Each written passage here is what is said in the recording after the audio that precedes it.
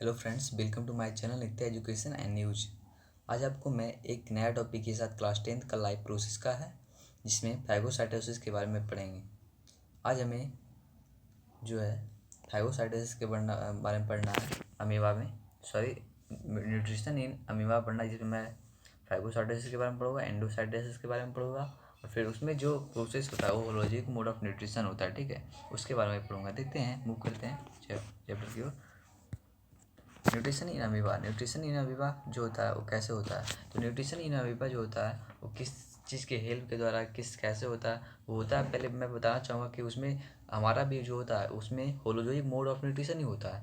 Holozoic mode of nutrition क्या होता है, जिसमें जिस ऑर्गेनिज्म में 5 प्रोसेस से गुजरना पड़ता है ऑर्गेनिज्म को अपने पूरे न्यूट्रिशन को पूरा करने के लिए, उसे ही होलोजोइक मोड ऑफ न्यूट्रिशन कहते हैं। तो होलोजोइक मोड ऑफ न्यूट्रिशन में कौन कौन आता है, पूछेंगे क्वेश्चन। तो ये इसमें आता है ह्यूमन बींग्स भी आता है, अमीबा भी आता है, बहुत सारे ऑर्गेनिज्म जैसे काऊ, ये सब जो है किससे गुजरते हैं होलोजोइक मोड ऑफ न्यूट्रिशन से। तो उसमें 5 प्रोसेस होता है: injection, digestion, absorption, assimilation and last one is egestion. Okay, मैंने आपको ये पिछले वीडियो लेक्चर में बता दिया है, आप लिंक में देख सकते हैं, लिंक में मैंने दे दिया वीडियो। ओके, इंजेक्शन देखिए, मैं बताऊंगा पहले कि अब मैंने आपको बता दिया है कि ये किस मोड ऑफ न्यूट्रिशन को फॉलो करता है। तो होलोजोइक मोड ऑफ न्यूट्रिशन को फॉलो करता है। ओके, और ये जो है एक माइक्रोस्कोपिक ऑर्गेनिज्म है, और इसका मैकेनिज्म क्या है। ओके, तो मैकेनिज्म ये है कि न्यूट्रिशन जो अमीबा में होता है वो फाइगोसाइटोसिस प्रोसेस के द्वारा होता है। तो आप पूछेंगे फाइगोसाइटोसिस प्रोसेस क्या होता है, मैंने यहाँ नहीं बताया है फाइगोसाइटोसिस प्रोसेस क्या होता है। तो मैं बताना चाहूँगा कि phagocytosis process is a process by which cell use its plasma membrane to engulf a large particle और फूड मटेरियल।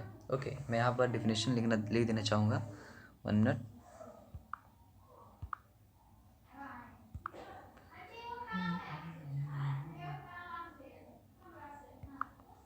देखिए, मैं लिख रहा हूँ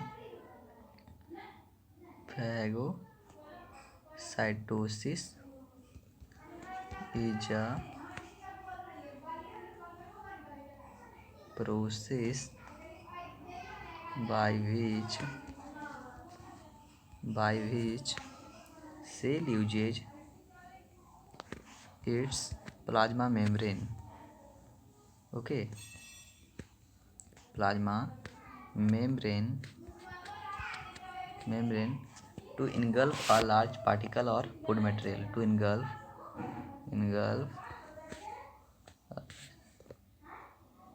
मैं मिटा सकता हूँ अभी।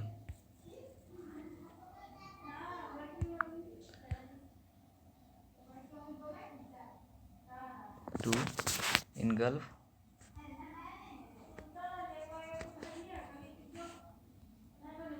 a large particle। ओके, आप याद रखें ये, ठीक है, इसे आपको याद रखना। मैं बात कर रहा हूँ, देखिए न्यूट्रिशन इन अमीबा जो होता है फाइगोसाइटोसिस प्रोसेस के द्वारा होता है। फाइगोसाइटोसिस का मैंने आपको बता दिया कि it is a process by which cell uses its plasma membrane to engulf a large particle. 1 minute.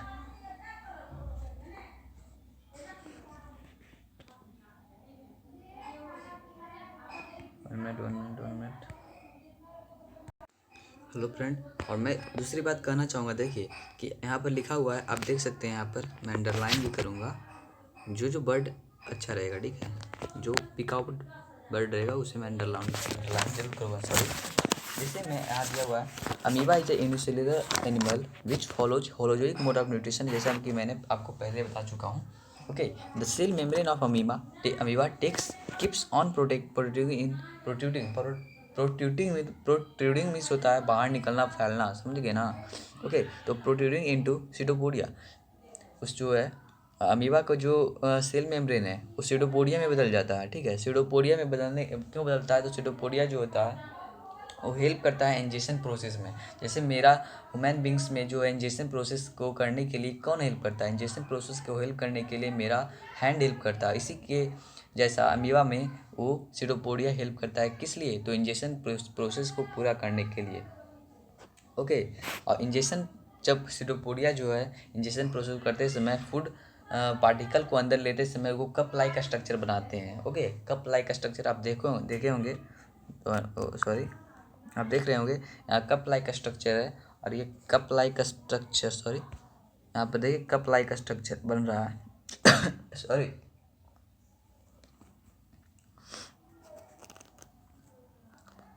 Sorry, आप देख सकते हैं यहाँ कि कप लाइक स्ट्रक्चर है। ओके, यहाँ पर ये सीडोपोडिया जो है, ये सीडोपोडिया है, और ये देखिए क्या करता है, ये इसे ऐसे कर लेता है, ठीक है, मोड़ लेता है, ताकि फूड वैक्यूल जब अंदर आ जाता है, इसको डाइजेशन प्रोसेस होता है, और अब डाइजेशन प्रोसेस होने के बाद सारा जो है वो अकर होता है सिमुलेशन, एब्जॉर्प्शन और इजेशन, क्योंकि इसमें जो होलोजिक मोड ऑफ न्यूट्रिशन होता है सब एक अथे से फॉलो करता है, सॉरी, और इसी फूड कप लाइक स्ट्रक्चर को हम क्या कर देते हैं, इसी फूड कप लाइक स्ट्रक्चर को हम फूड कप बोल देते हैं, ठीक है। और उसके बाद जो प्रोसेस है वो होना रहता है, वो होता है, यहाँ पर देख सकते हैं आप सीडोपोडिया यहाँ लिखा हुआ है, सीडोपोडिया, ये जो सीडोपोडिया है, और यहाँ पर न्यूक्लियस है, आप देख सकते हैं ये न्यूक्लियस है, और हरा जो ग्रीन कलर का है वो फूड वैक्यूल, यहाँ देखिए आप देख सकते हैं फूड वैक्यूल है, ये फूड वैक्यूल इसी प्रोसेस के द्वारा आया है, फैगोसाइटोसिस प्रोसेस जब अकर हुआ है तो इसी प्रोसेस के द्वारा आया है।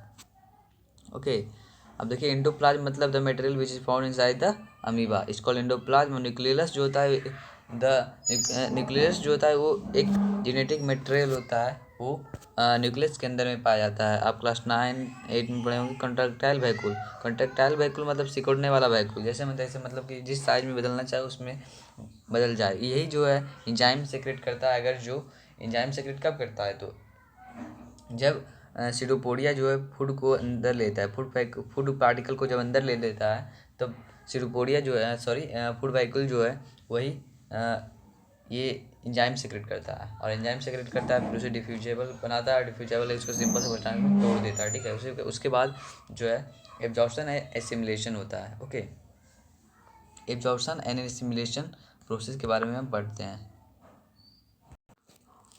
नाउ।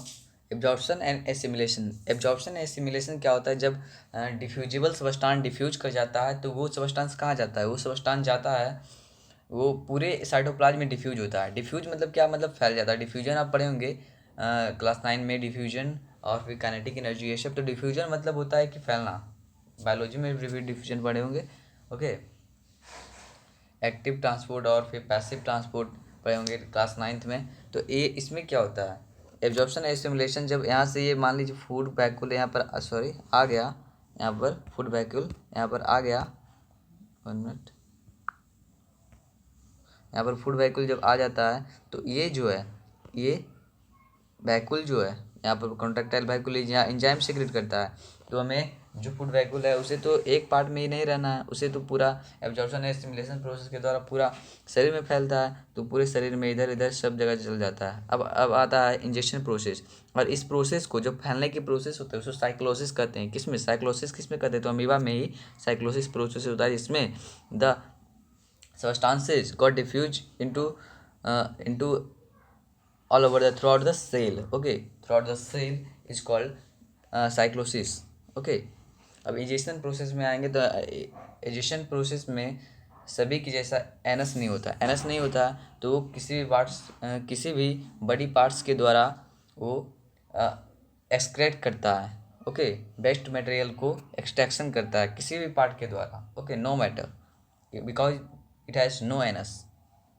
ओके, हम बात करते हैं नेक्स्ट की, देख सकते हैं आप, amoeba surrounds of food particle, यहाँ मैंने सबको आपको बता दिया सब चीज़। Okay, now parasitic nutrition, what is parasitic nutrition. तो पैरासाइटिक न्यूट्रिशन क्या होता है, यहाँ मैं पढ़ूंगा पैरासाइटिक न्यूट्रिशन के बारे में। Parasitic nutrition, parasites live on or inside the body of another living organism called host। Parasite जो है वो किसी दूसरे बॉडी में रहता है। पैरासाइट जो है वो खुद खाना नहीं बनाता है, ठीक है, पर दूसरे बॉडी में रह करके वो जो है उससे खाना लेता है, ठीक है। और ये सिम्बायोसिस प्रोसेस नहीं है, ये है पैरासाइट। पैरासाइट में जैसे लूज होता है जिसको सिर में होता है, और फिर जिसमें पेट में कीड़ा हो जाता है स्टोमक में, तो जिसमें हम एवेंडाजोल दवाई लेते हैं। ओके, तो पैरासाइटिक न्यूट्रिशन में जो होते हैं, parasitic nutrition is a mode of first heterotrophic mode of nutrition. Okay, and nutrition where an organism lives on the body surface or inside the body or another type of organism known as host. It depends on another type of organism. When I have loose, it means I am a host of loose. Okay, okay. तो parasitic nutrition में क्या होता है, parasite में आप कुछ plant भी पढ़े होंगे, जैसे कि अंबरवेल। अंबरवेल जिसको हम शायद कस्कुटा कहते हैं, तो वो क्या है, amarbel is a parasitic plant which depends on another plant to get their nutrition, to fulfil their nutrition. Okay, और बहुत सारे बैक्टीरिया भी होते हैं, यहाँ पर दिया नहीं गया है, 1 मिनट। जैसे हम लूज आपको बताया, ओके। और फिर रफलेशिया जो फ्लावर है वो भी जो है पैरासाइटिक न्यूट्रिशन को फॉलो करता है। और फिर हम बात करते हैं टिक्स, लीचेज, और फिर bed bug. Bed bug means जो बिछावन पे हो जाता है, पलंग पे हो जाता है, उसमें कीड़े हो जाते हैं, उसी को हम बेड बग कहते हैं, ठीक है, bed bug. Head louse means आपको मैंने बताया लीची जो जाते हैं इसमें शेड में, उसे हेड लूज कहते हैं। वो पैरासाइटिक, सब it's all follow parasitic nutrition. Example के साथ मैंने आपको बताया, the parasite obtains nutrients directly from the body of the host. जो पैरासाइट होते हैं वो अपने खुद खाना नहीं बनाते हैं, वो डायरेक्टली न्यूट्रिशन किससे प्राप्त करते हैं, होस्ट से। होस्ट से मतलब क्या बताया मैंने, कि अगर जो मेरे सिर में हेड लूज है, अगर जो हेड लूज है तो वो कहाँ से न्यूट्रिशन प्राप्त करेगा, मेरे हेड से न्यूट्रिशन प्राप्त करेगा। तो हम होस्ट हुए, तो वो डायरेक्टली न्यूट्रिशन कहाँ से प्राप्त कर रहा है, मुझसे प्राप्त कर रहा है। तो हम इट मीन्स कि वो न्यूट्रिशन होस्ट से डायरेक्टली प्राप्त करता है। Parasites are dependent on their survival food since the host provides nutrition and protection. Parasites जो है वो डिपेंडेंट होते हैं होस्ट पर अपने जीवन के लिए, okay, for their survival because it protects him. Okay, as a result of this dependence, parasites have considerable modifications to optimize parasite nutrition and therefore their survival. जो इसका जो है सर्वाइवल है वो डिपेंडेंस होता है, ओके, होस्ट पर। मैंने आपको ये बता चुका हूँ। और फिर एक होता है, बाद में पढ़ेंगे वो, पैरासाइटिक न्यूट्रिशन खत्म। Okay, 1 minute. Now parasites is of two types, endoparasites and ectoparasites. तो parasites are divided into two groups, endoparasites and ectoparasites. Endoparasites are parasites that live inside the body of the host.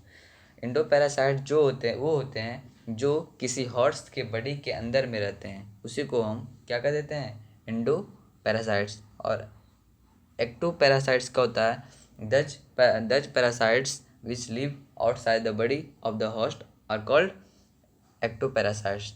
Okay, जैसे head louse है, head louse जो है वो ectoparasites होगा because it lives outside the body. Okay, but endoparasites is like bacteria is inside the body is called endoparasites. Due to different strategy of endoparasites and ectoparasites, they require different adaptations in order to acquire nutrients from their host.